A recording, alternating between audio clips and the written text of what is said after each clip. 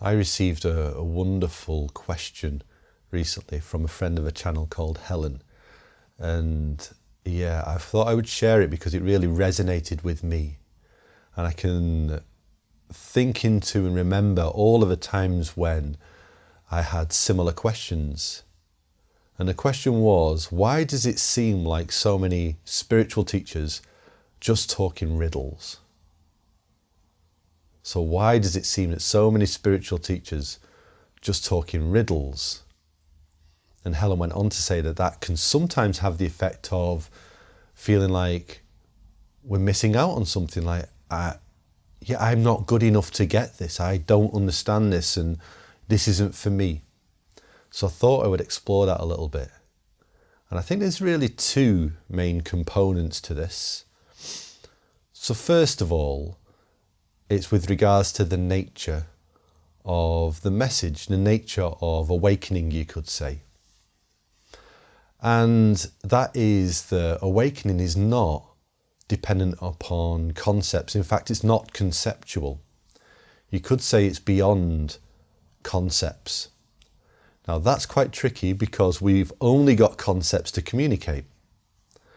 So myself and other spiritual teachers, we're trying to communicate something or point to something that is beyond the conceptual mind, but by engaging the conceptual mind through thought and words.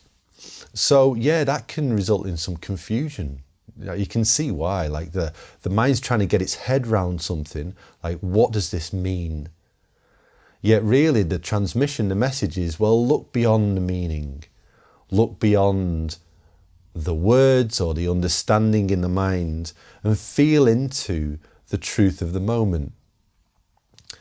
And if our mind, our thinking mind, is really habituated to trying to make sense, which for most of us it is, then we're going to just find that confusing. It's going to sound like people are being purposefully mysterious. But a lot of the time that's not necessarily the case. But it is a challenge. It is a challenge, isn't it? Because actually, if what I communicate doesn't help you to explore the nature of experience deeper, then it's not really effective. So if it makes people feel less than or not connected to it, then maybe the transmission's not so effective.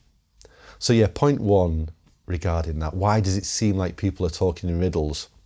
It's because the mind wants certainty. The mind wants knowledge and kind of an ABC explanation of what is going on, and then a final answer that it can rely upon. And that's just not available when we're talking about the spiritual path and spiritual awakening. It isn't in the realm of concrete understanding. It's beyond that.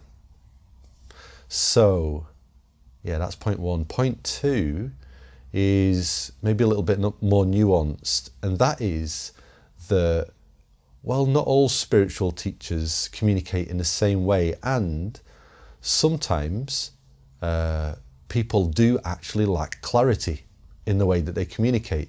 They are being maybe not purposefully obscure, but they're obscuring a message because it can sound really mysterious and like it's pointing to something deep, but it doesn't really guide people on the way. So you can really hear this when you explore teachers of different experience, let's say.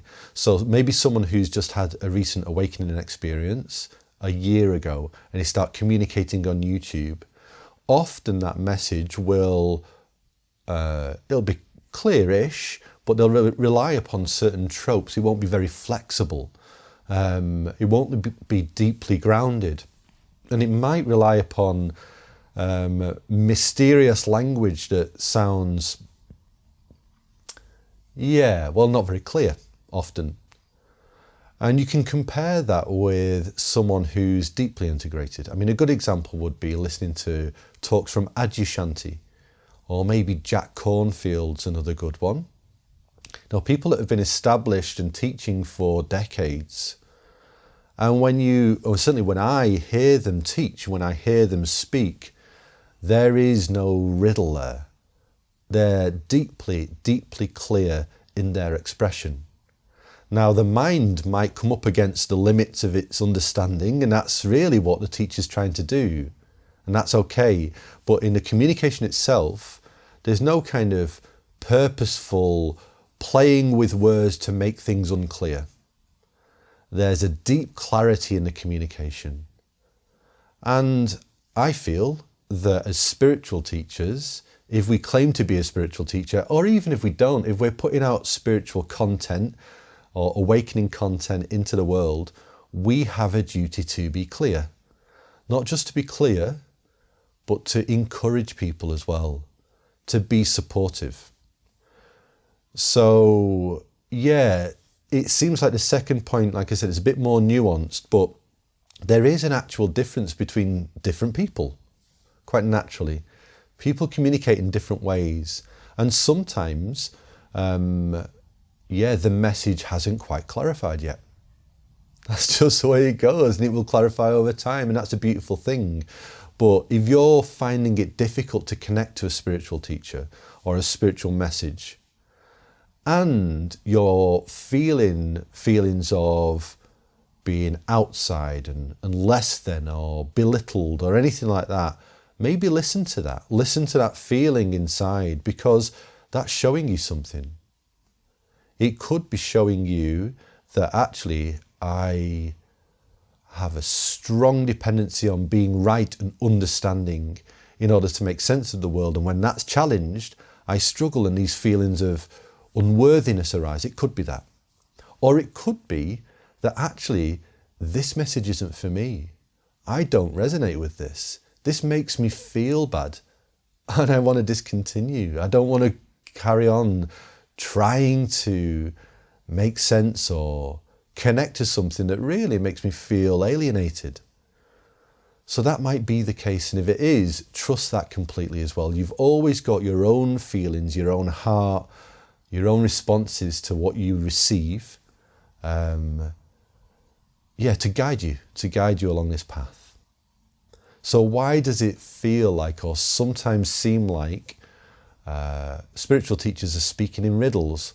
Well, first of all, because actually the truth that we're trying to communicate, it's not a matter of the mind understanding something. It's beyond that. It's experiential. It's not dependent upon concepts. And secondly, because sometimes they are. Sometimes, unfortunately, people are speaking in riddles. And it's our role as the listener to try and recognise when that's happening. I hope that's helpful.